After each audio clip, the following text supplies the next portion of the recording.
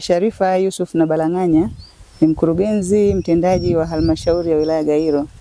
Leo tarehe 30 tumepandisha huko milimani kijiji cha Masenge kuja kuona kazi ya wakulima ambao moja kwa moja wameitikia wito kwa kiasi kikubwa sana na kwa hamasa ambayo inafurahisha.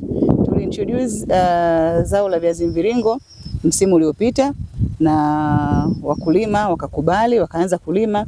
Kwa mwaka mmoja tu tayari walianza kuona faida kubwa ya viazi mviringo.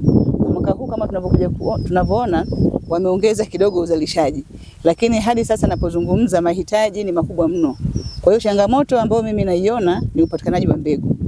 Kwa hiyo tunajaribu pia kama halmashauri kwenda kuwasiliana na TARI na tulishapeleka maombi yetu, lakini pia kupitia Wizara ya Kilimo naamini kuna kazi ya kufanya kwenye zao hili la viazi mviringo, hasa upatikanaji wa mbegu. Maeneo yetu ni mazuri. Tunaweza tukalima viazi mara 2 kwa mwaka.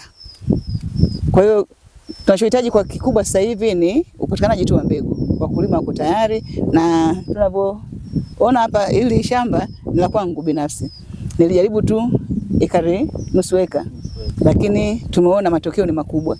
Hivi tulivyovishika tumetoa tu ile eneo dogo, lakini tunaona tayari uzalishaji ni mkubwa. Kwa hiyo tukiamua kama halmashauri kama ambavyo tumeamua, tunahitaji sana sapoti ya Wizara ya Kilimo kuhakikisha tunapata mbegu bora kwa wakati sahihi. Maana tayari wakulima wameshatoa mahindi kwenye mashamba, sasa hivi wanahitaji kulima viazi mviringo.